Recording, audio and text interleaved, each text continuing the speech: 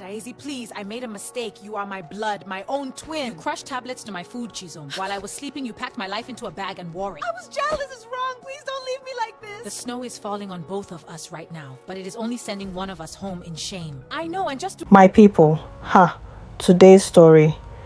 If I told you everything this woman endured before she even reached that gate, you would close your eyes and beg me to stop. But I will not stop, because justice, when it finally comes, it does not knock. It kicks the door down. In the sun-warmed town of Enugu, in the compound where their mother once dried stockfish on the zinc roof and sang Igbo lullabies to two girls who shared one face, the Okafor twins grew up pressed together like two seeds in a single pod. Adaeze and Chisom, born the same morning, wrapped in the same cloth, called by the same surname. But my people, sameness of face does not mean sameness of soul. If Adaeze was deep well water, cool and giving, and always there when you were thirsty, then Chisom was the surface of that same well, beautiful to look at, shimmering in the light, but with nothing underneath except our own reflection. Adaeze had a spirit that bent toward others. She would share a last wrapper. She would go without soup, so her sister could have meat. She worked the fabric stall on Ogwi Road 6 days a week and handed her mother half of everything she made. No argument, no receipt. Chisom counted her own coins twice before she gave away even one. It was Adaeze who applied for the visa. It was Adaeze who saved for 3 years inside a Congo tin under her mattress. It was Adaeze who was approved to join her husband Emeka in Cardiff, Wales, where he worked in a cow home and had built something small but honest.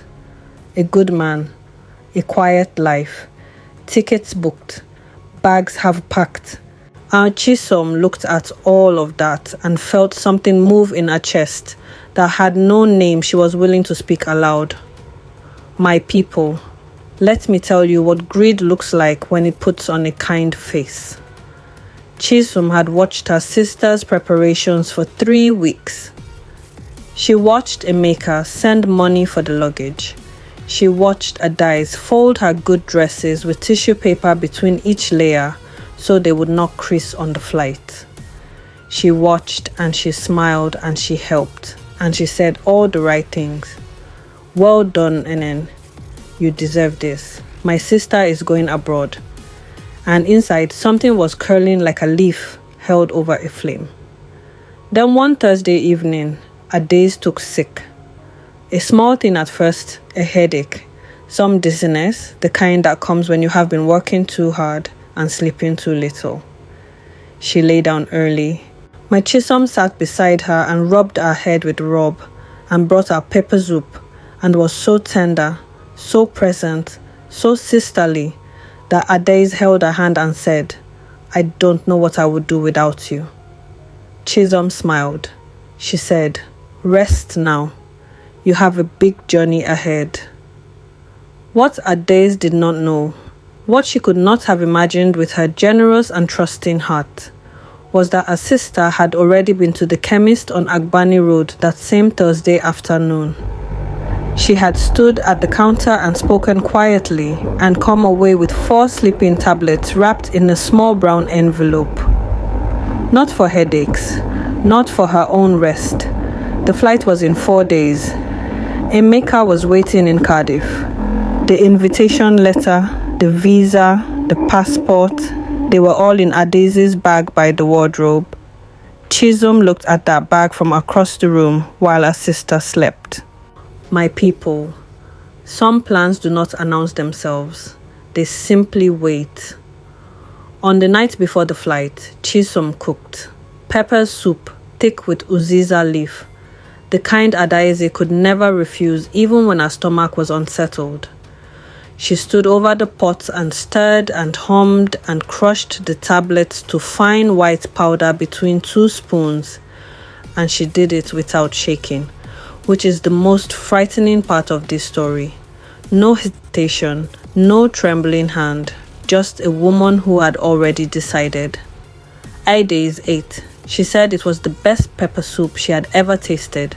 She said, "Chisom, you will make a man very happy one day." She laughed. She finished the bowl. Within the hour, her eyes were slow, and her words were soft, and she said she needed to lie down just for a moment, and she did not wake up until the following afternoon. By then, Chisom was already at the airport. She had taken everything: the passport, the visa, the invitation letter, the ticket printout, the small bag of dollars Emeka had sent for transportation. She had dressed in Adaeze's best travel clothes, the navy Ankara blouse, and the dark trousers that made Adaeze look composed and serious and trustworthy, which is exactly how Chisom needed the immigration officers to see her.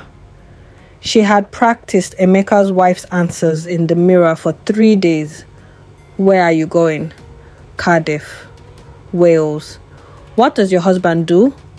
"He works in care." "How long have you been married?" 4 years in October. She had studied the wedding photographs on Adaeze's phone. She knew the church. She knew the pastor's name. She knew the color of the bridesmaids' dresses. At the gate, she handed over the passport and did not blink. The officer stamped it. Chisom walked through. "My people." She believed she had won. Emeka was at Cardiff Central Station with a small bunch of flowers. The yellow ones Adaeze liked, and the smile that had been building for 3 years of video calls and voice notes, and the particular loneliness of a man who loves his wife across a time zone. He saw the face and his heart lifted. Then she came closer, and something shifted behind his eyes. Something he could not name. The way a man knows his own compound even in the dark. He said her name. "Adaeze." She answered. But the way she answered was wrong. Too quick, too bright, no shyness. Adaeze always covered her mouth when she laughed. This woman laughed with her whole face open. He told himself he was nervous. He picked up a bag. He drove her to the flat. But Cardiff in January is not Enugu in any month. The cold came through the walls of the flat like something with a purpose. Chisom had never felt cold like that. A cold that did not just chill the skin but pressed against the chest and made breathing feel like labor. She piled every blanket she could find, and still her teeth found each other in the night. Emeka watched her. Adaeze had spent 2 winters in Enugu's Amatan without complaint. This woman flinched at the sound of the radiator. Then came the cooking. Emeka asked for her egusi, the one she made with the smoked Titus fish, the one he had been dreaming about since he bought the stock fish from the African shop on City Road. Chisom stood in the kitchen for a long time. She searched her phone under the tap water running so he would not hear the silence. What she served him tasted like sorrow. Emeka sat at the table and said nothing, but his eyes said everything. It was Adaeze herself who finished it. She had woken to an empty room, an empty wardrobe, and a sister-shaped hole in everything she had built. It took her 2 days to gather herself from the floor of that feeling. Then she borrowed her neighbor's phone, called Emeka, and spoke 7 words that rearranged his entire world. "Emeka, it is me. I am still here." The silence on that line lasted so long she thought the call had dropped. Then he said, quietly, the way a man speaks when something inside him has just cracked clean through. "Where are you?" She told him everything, the pepper soup, the tablets, the wardrobe emptied. He listened without interrupting, which is how she knew he already suspected. Because a man who is shocked asks questions, and a man who already knows just listens. He went home that evening, and he stood in the doorway of the bedroom, and he looked at Chisom with a stillness that was more frightening than any shouting. and he said, "Your sister called me today." Chisom's face did a thing it could not hide. Just for 1 second, just a flicker, but it was enough. Guilt does not wait for permission. It arrives on the face before the mouth can stop it. She tried. She constructed a story, built it fast, placed each word carefully. But Emeka was already on the phone to the immigration office. He had the real passport number. He had Adaeze on a second phone. Her voice calm and clear and entirely itself. Nothing like the woman standing in his kitchen. The authorities came on a Wednesday morning. Grey sky, thin rain. 2 officers at the door. Chisom opened it in Adaeze's dressing gown. My people. The snow outside did not even look up. They deported her on a Friday. No farewell, no packing of good things. Just a woman escorted through a corridor she had walked through 10 days earlier with stolen confidence, now walking back through it with nothing that belonged to her. They put her on the plane in the same navy Ankara blouse, now wrinkled, now ashamed of itself. Cardiff disappeared below the clouds, and Chisom watched it go and said nothing, because there was nothing left in her that knew how to speak. In Enugu, their mother was waiting, not with anger, with a grief that was quieter and older than anger. The grief of a woman who raised 2 daughters with the same hands and could not explain how they became so different. And she opened the gate. She let Chisom in. She did not say, "I told you so," because some wounds do not need salt.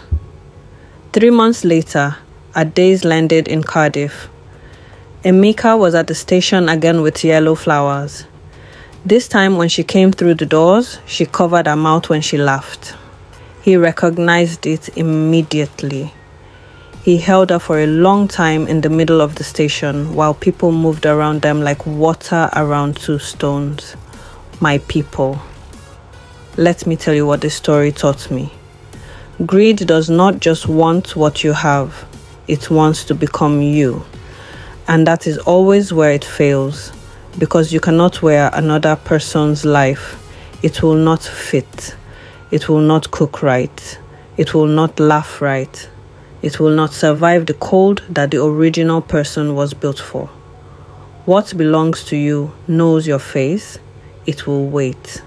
Share this story with someone who needs to remember that. And my people, do not forget, the snow sees everything.